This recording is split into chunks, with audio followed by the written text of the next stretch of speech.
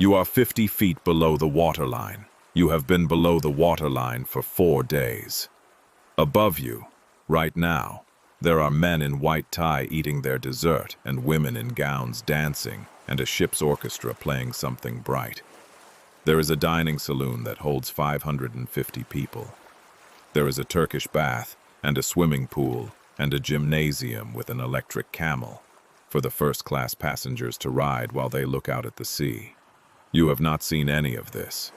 You have seen boilers. You have seen reciprocating engines the size of buildings.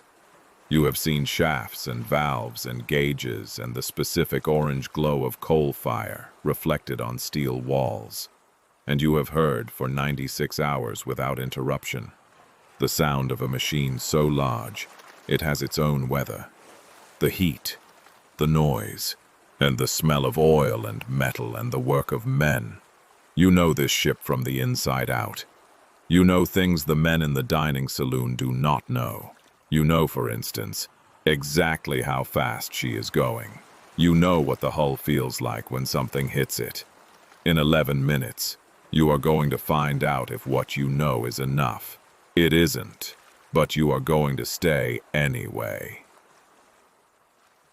This is a story about the people who kept the lights on. Not the captain, not the officers on the bridge, not the wireless men tapping their keys in the small hours. The men in the engine rooms, the engineers, the stokers, the trimmers, worked in the lowest and hottest spaces on the ship, far from the sea air and the starlight, in a world of machinery and fire that most passengers would never see, and few ever thought about. They kept the Titanic moving. They kept the electricity running. When the ship began to die, they kept the pumps going long after they knew the pumps could not save her, because someone had to, because it was their job, because it was the thing they knew how to do. His name was Thomas. He was 31 years old, from Belfast, second engineer, on the watch that began at 10 o'clock on the night of April 14th. And he had helped build this ship, not metaphorically, literally.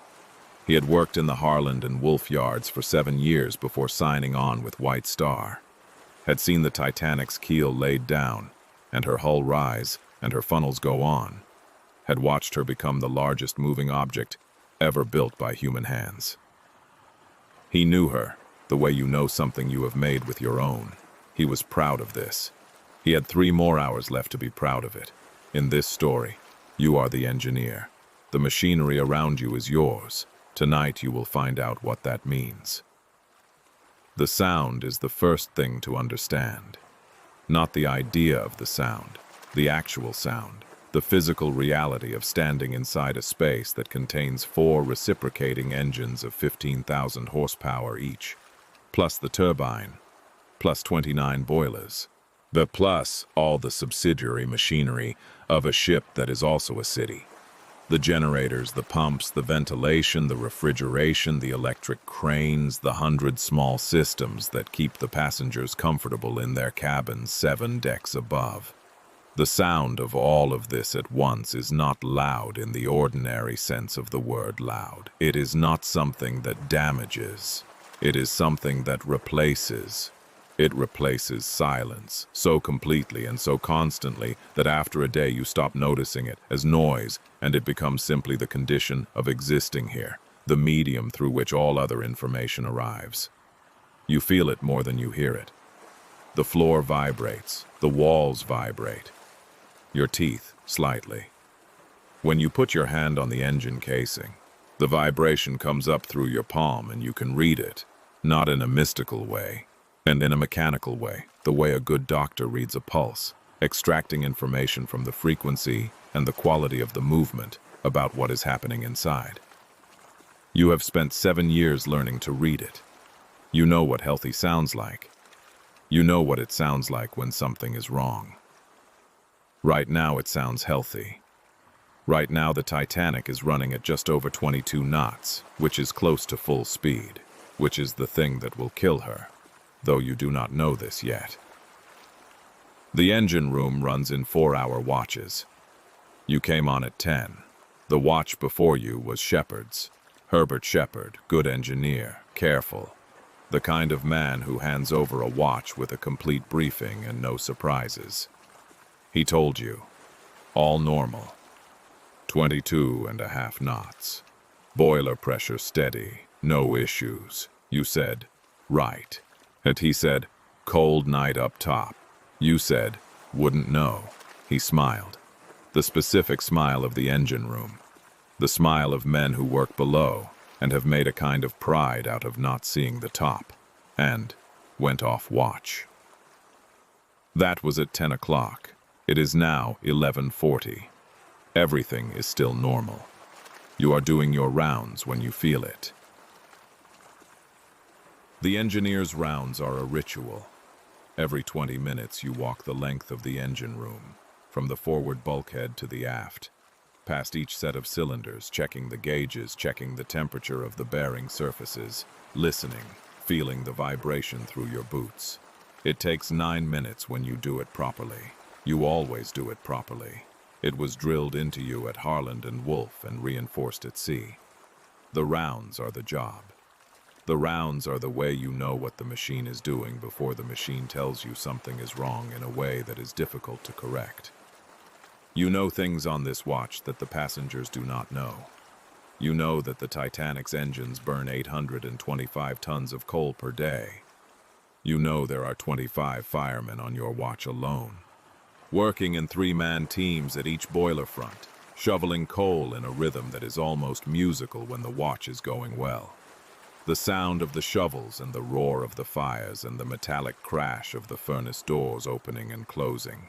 You know that the stokers work in heat that routinely reaches 120 degrees Fahrenheit, and that they drink salt tablets with their water to keep the cramps away, and that the ones who have been doing it for years have a particular look about them.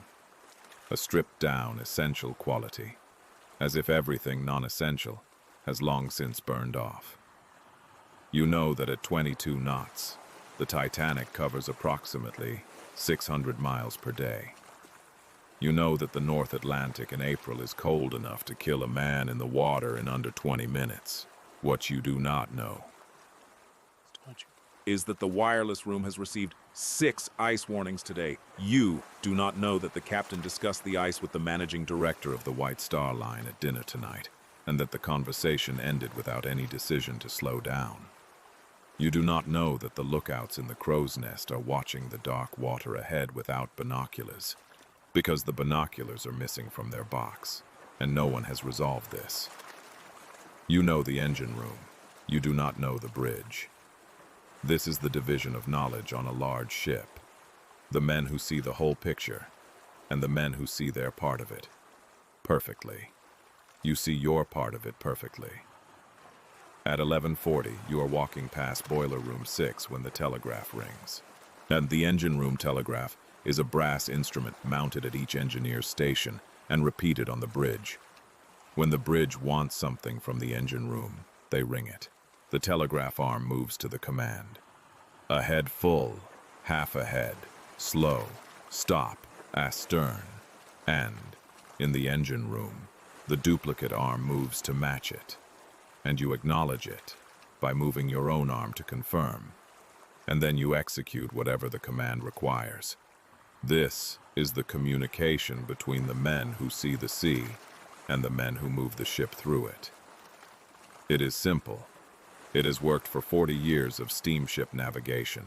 It works now. Stop. You are by the forward telegraph when it rings, and you read the command, and for a fraction of a second, a very small fraction of a second, at the pause of a man who reads something twice before acting because reading it twice costs him nothing.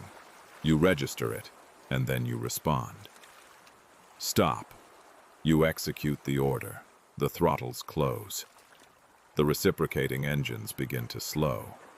Not immediately, not like a car braking, but the long, heavy deceleration of 46,000 tons of steel losing the energy that has been going into them for 4 days. The pistons still moving but slowing. The shaft still turning but slowing. The Titanic's 22-knot forward motion beginning very gradually to become something less. You do not know why you have been ordered to stop. You are already calling up to the boiler room crew. The next command comes, full astern. You have been a marine engineer for 9 years, and full astern at this speed is not a normal command. Full astern at this speed is the kind of command that contains information about what is happening above you that you will not be happy to receive. You execute the order. 30 seconds later, you feel it. There is a sound, not an explosion. Not the catastrophic collision that the word disaster implies. No enormous bang, no throwing of men off their feet, no Hollywood moment of immediate catastrophic noise. The sound is more like, if you had to describe it to someone who hadn't heard it. And in the weeks afterward, you will be asked to describe it many times. More like a long, grinding shudder. A vibration that is different from all the other vibrations. A feeling of something being dragged along the hull from forward to amidships, below the waterline, on the starboard side. It lasts perhaps 10 seconds. Then it stops. The engines are still running in reverse. The ship is slowing. The normal sounds of the engine room reassert themselves. The boilers, the turbine, the generators, and you stand very still for a moment and understand that something has happened, and that the something that has happened to the ship in a particular place, which is the place the ship is not supposed to be touched. The hull. Barrett is the first to know how bad it is. Frederick Barrett, stoker in charge of Boiler Room 6, the foreman leading the section nearest the bow. He is standing by a furnace when the order comes to stop, and as he moves to close the dampers, the starboard forward section of his boiler room opens. Not slowly, all at once. The sea comes in at the base of the forward bulkhead, not a dramatic spray, but a solid, pressurized inflow of water, low to the floor, spreading fast, dark and cold, and entirely certain about what it is doing. Barrett and the men with him get out. The watertight doors come down. The automatic closing system, the pride of the ship's designers. The feature that the White Star Line has used in its promotional materials as evidence of the Titanic's technical mastery. You hear them close, the heavy mechanical thud transmitted through the hull, the sound of compartments sealing. You go to the speaking tube. You call the bridge. The bridge tells you to keep the pumps running. You keep the pumps running. You do not ask how bad it is because you already know that if it were not bad, they would not have told you to stop and then go full astern at 22 knots. You know what that kind of damage to the forward hull means in terms of the mathematics of buoyancy. You have the mathematics in your head right now, calculating, running the numbers, understanding. The numbers are not good. You keep the pumps running. The Titanic's bilge pumps can move 350 tons of water per hour. This is a very large number. It is larger than the pumping capacity of any ship previously built, a fact the designers were aware of and considered when they designed the ship to be more than adequate. 350 tons per hour. It sounds, if you are not a marine engineer doing mathematics at midnight on a sinking ship, like an amount of water that would address most situations. It sounds like enough. You are a marine engineer doing mathematics at midnight on a sinking ship. The water entering the forward section of the Titanic is entering at a rate that your pumps cannot address. The calculation is not close. The calculation is not a matter of running the pumps longer or harder or more efficiently. The water has the entire weight of the North Atlantic behind it, and the North Atlantic has been here longer than the Titanic and is not in a hurry and is not impressed by British engineering or White Star Line promotional materials. You run the pumps anyway. This requires explanation, not the running of the pumps. That part is obvious. You run the pumps because it is your job, and because the pumps are buying time, and because time is the thing everyone on this ship needs right now. Time for the boats to be lowered, time for the passengers to get clear, time for the wireless to reach someone who can help. The explanation required is for what you do with what you know. You know the pumps cannot save the ship. You know this with the certainty of a man who has spent 9 years with machinery, who has done this particular calculation, who has been in engine rooms in emergencies before, smaller ones, manageable ones, and who understands the difference between an emergency you can work your way out of and an emergency you cannot.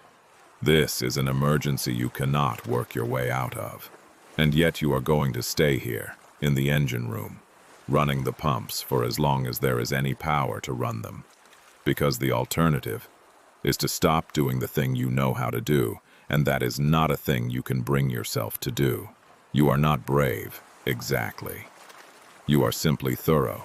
This is almost the same thing. You should know something about where the Titanic came from. Not Southampton, where she departed. Not Queenstown, where she took on her last passengers and her last mail bags on April 11th before heading out across the Atlantic. Belfast, where she was built, the Harland and Wolff Yard on Queen's Island, the largest shipyard in the world, where 14,000 men came to work each morning and produced, over 26 months, the Titanic. You were one of them. You were 22 when you started at the yard, fresh from technical college, a qualification in marine engineering that looked good on paper and meant almost nothing in the face of actual machinery at actual scale. The first week you spent mostly standing and looking at things. The yard foreman, a man called Macready, 40 years in Belfast shipbuilding, they built like the bollards he worked around, watched you stand and look and said nothing for 3 days and then said, "Are you going to stand there, or are you going to learn something?" You learned something. You learned the vocabulary of the yard, the names of things and the reasons for things and the specific relationships between parts that made the difference between a ship that worked and a ship that didn't. You learned that the men who actually built the ships knew things that were not in any technical manual, knowledge that lived in the hands and the body and the eye, the knowledge of a tradesman who has made the same thing hundreds of times and whose understanding of it goes somewhere deeper than engineering school reaches. You worked on the Titanic's engines for 14 months. You watched them go in. The triple expansion reciprocating engines, each one 40 feet tall, the pistons moving in their cylinders, the connecting rods, the crankshafts. You watched the men fit them, align them, test them, and you knew those engines the way you know a thing you have put your hands on over and over again. You knew where the maintenance access was. You knew the sound of each bearing. You knew, when they finally ran them in the basin tests before the sea trials, that they were good. They were very good. Standing in the engine room now, running the pumps, feeling the engines turning under your hands, you think about the men who built them. The riveters and the fitters and the caulkers and the crane operators and Macready, who might be asleep in Belfast right now or might be at a bar, who has no idea yet that the thing he spent 26 months building is currently in the process of sinking. You think, we built her well. You think, it wasn't enough. There are 12 engineers on duty in the engine room at midnight, April 15th, 1912. You should know their names. Harvey and Shepard and Dodd and Farquharson and Hodge and Wilson and the others. The full watch and the men who came back on when the collision happened, who came back not because anyone ordered them to, but because they were engineers and the engine room needed engineers, and they came back. The stokers came back too, some of them. The men who had been heading for the boat deck, who heard that the pumps needed crews, who turned around and went below. You watch them work. The thing about the engineering watch in an emergency is that it's in its surface details, nearly indistinguishable from the engineering watch in normal conditions. The gauges still need reading, the pumps still need monitoring, the valves still need adjusting. The machinery does not care that the ship is sinking. It requires the same attention it has always required, the same rounds, the same checks, the same hands on the same controls in the same order. You do these things. The men around you do these things. Shepard goes down at 12:30. Not into the water, into a pit, one of the engine room floor hatches that is open in normal operations, And that is now, in the chaos of flooding and emergency lighting and the general disorder of a ship dying, open and unguarded. He falls and breaks his leg and cannot get up. He is in pain. He is still directing the pump operations from the floor. You get a man to stay with him. Harvey keeps the boilers pressurized as long as there is coal to burn and men to burn it. Because the pumps need power, and the power comes from the boilers. This is the calculation you are all making, every minute. What does the ship need? In what order? For how long? Not your survival. The ship's survival in the sense of its continued ability to do the one thing it still needs to do, which is hold the lights on and the pumps running long enough for the boats to get clear. The lights are on. You are the reason the lights are on. Above you, at this moment, people are boarding lifeboats in the light from the Titanic's electric lamps. They can see what they are doing. They can see the boats and the ropes and each other's faces. Yet the light is the difference between a boarding that is merely terrifying and one that is impossible. You are the reason there is light. No one is thinking about this. No one on the boat deck is thinking, I am grateful to the engineers in the engine room who are keeping the generators running so I can see. They will think about it later, some of them. The water comes slowly and then all at once. Not the water in the forward section. That has been coming since the collision, working its way through the ship's structure, flooding the mail room and the squash court and the third-class cabins and the forward cargo hold and the spaces below with the patient indifference of water finding its level. That water you have been dealing with for 2 hours. That water you have been pumping and measuring and adjusting for, calculating its advance through the bulkheads. The water you were not expecting is the water that appears at your feet at 1:30. The boiler room 5 bulkhead goes. Not violently, not an explosion, not a rupture. The pressure difference across the bulkhead. The weight of the water on the forward side. The angle of the ship as the bow sinks. These things together exceed what the bulkhead was designed to hold, and the water comes through at the base in a series of streams that become, quickly, something larger than streams. You are watching the gauge when it happens. You watch it for a moment. The mathematics of the ship are resolved now. The calculation you have been running since midnight, the one that told you the pumps couldn't save her, is confirmed. You know, with complete engineering certainty, that the Titanic is going to sink. You know approximately when. You know what will happen to the men around you when she does. You do not tell anyone. Not because you think they don't know. They know. Every engineer in this room knows the same mathematics. Yet you can see it in the way Farquharson is standing. The posture of a man who has made a decision about something and has gone still inside it. You do not tell anyone. Because what would be the point of saying it? You know something else too. The lifeboats hold approximately 1,170 people. There are 2,224 people on the Titanic. You know this because in Belfast, in the yard, there were discussions about the lifeboat provision. You know that the original plans called for more boats, 48, enough for everyone. You know the number was reduced to 16 plus 4 collapsible because the boat deck looked cluttered, and because the Titanic was considered practically unsinkable, and because the Board of Trade regulations, which had not been updated since 1894, required far fewer boats than the ship could carry. You know the number. You have known it for 26 months. You keep the pumps running. At 2 in the morning, an officer comes down. You recognize the face, not the name. The officer corps and the engineering corps exist in separate worlds on a ship like this, sharing the vessel but not the daily life, meeting at meals and at arrival and departure, and at moments like this one, when something has broken down the ordinary separation. He looks around the engine room. He looks at the water at your feet, 4 inches now, moving slowly toward the machinery, in a way that has its own kind of patience. He looks at the gauges. He looks at you. He says, "Can you keep the lights on?"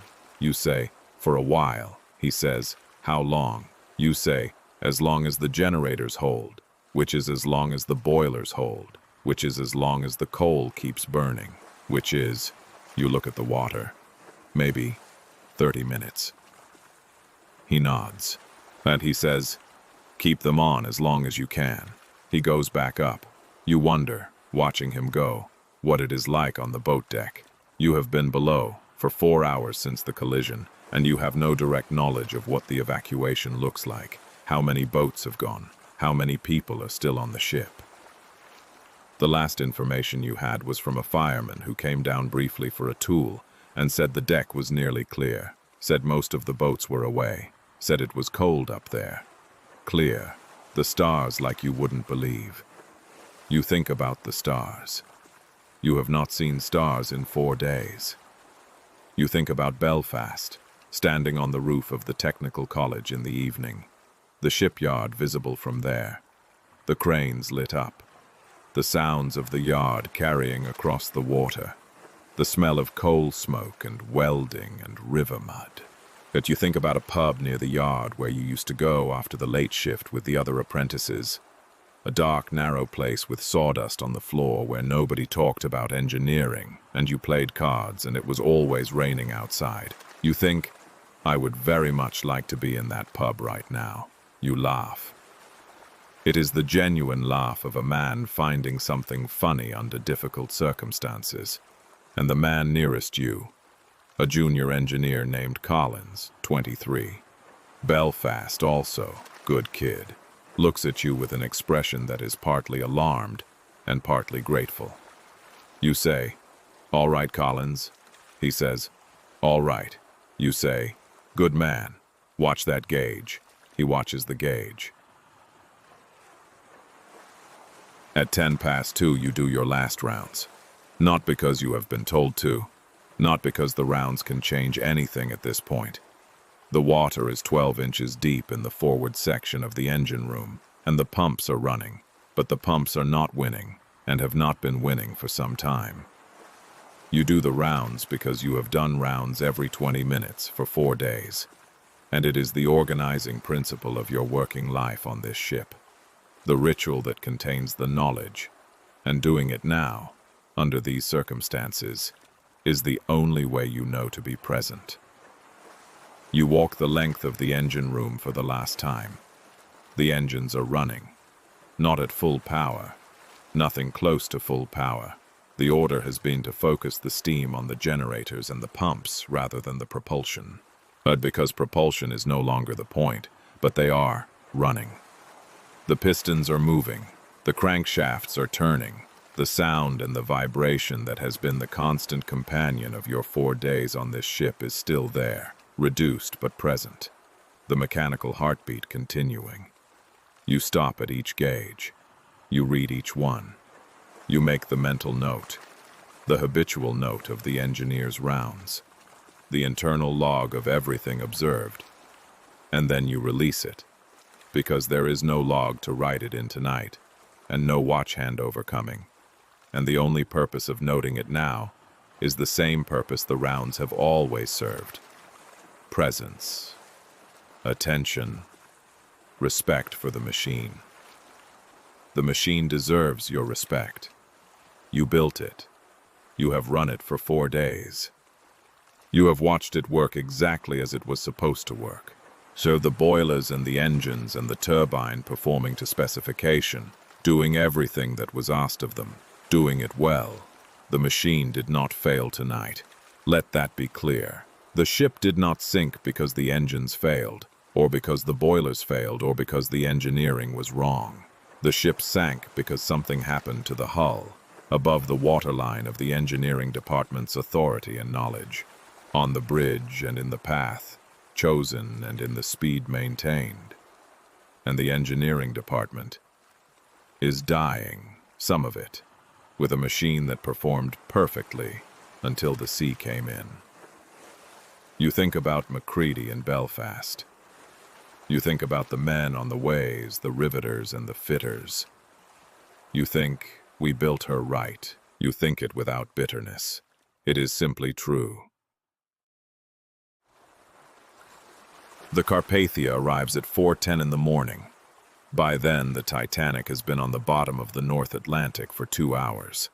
She is resting at a depth of 12,415 feet, in 2 pieces, the bow section and the stern section, separated by some distance on the ocean floor. The debris field between them scattered with the evidence of everything that was happening above, when the engineering department was below. The engines are still there, sitting in the mud of the North Atlantic, in the absolute dark of the deep ocean. The triple expansion reciprocating engines, the ones you helped install, the ones you ran, the ones you tended for 4 days on your watch, are still there. They have been there for 114 years, as of this telling. They are remarkably intact. The machinery of the Titanic held. In the lifeboats on the surface, as the Carpathia approaches with her lights blazing, a woman named Collins is looking at the horizon. She is the mother of the junior engineer you sent to the escape trunk. She does not know yet whether he made it. She will find out in the next hour that he did, that he reached the boat deck in time, that he was pulled from the water, that he is on the Carpathia. She will never fully understand what that hour of not knowing felt like. She will spend the rest of her life grateful, below the cold, dark water, in the engine room. The gauges hold the last readings from the last rounds. The machine did its job. The men did theirs. Close your eyes. The engines are still. The deep places are quiet now. A note of history. Thomas is a fictional character, but the engine room he works in is real. The Titanic's engineering plant consisted of 2 4-cylinder triple expansion reciprocating steam engines, 1 low-pressure turbine, and 29 boilers generating steam for all 3. At full capacity, the machinery produced approximately 46,000 horsepower and drove the ship at just over 21 knots.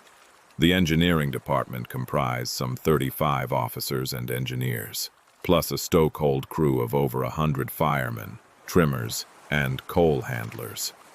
Not a single one of the 35 engineering officers survived. They stayed below, keeping the pumps running and the generators going for the duration of the sinking. The ship's lights remained on until approximately 2 minutes before she went under. An extraordinary achievement. Given that the engine rooms were flooding, those lights made it possible for the lifeboat loading to proceed in relative order. The engineers are among the principal reasons as many people survived as did. The watertight door system performed as designed. The doors closed automatically when sensors detected flooding, and also from the bridge. The doors did not save the ship. The damage extended across too many compartments. But they slowed the flooding and bought the critical time needed for the evacuation. Frederick Barrett, the leading stoker in Boiler Room 6, was one of the first to see the sea coming in through the hull. He gave testimony to the British Board of Trade inquiry in May 1912 that remains one of the most vivid first-hand accounts of the collision from below decks. And he survived by getting out of Boiler Room 6 before the watertight door closed. Herbert Harvey, the engineer who maintained boiler pressure late into the sinking, did not survive. He is among those officially commended for their conduct in the hours after the collision. His name appears on the memorial at Southampton alongside the other engineering officers. The Titanic was originally designed to carry 48 lifeboats, which would have been sufficient for everyone aboard. The number was reduced, first to 32, and then to the minimum required by Board of Trade regulations: 16 wooden lifeboats and 4 collapsible canvas boats. Capacity for 1,178 people on a ship certified to carry 3,547. The decision was partly aesthetic. The boat deck was considered to look too cluttered with more boats. The disaster led directly to new international regulations, requiring ships to carry enough lifeboat space for every person aboard. The Titanic's engines have been on the ocean floor since April 15, 1912. When Robert Ballard's expedition found the wreck in 1985, the machinery was among the most intact sections of the ship. The boilers, in particular, were found scattered across the debris field where they had fallen when the ship broke apart. Several have been photographed extensively. They remain there now. The men who ran them are remembered on a memorial in Southampton. Their names are carved in stone. Below the names it says, "They gave their lives that others might be saved. They kept the lights on. Remember that. Good night."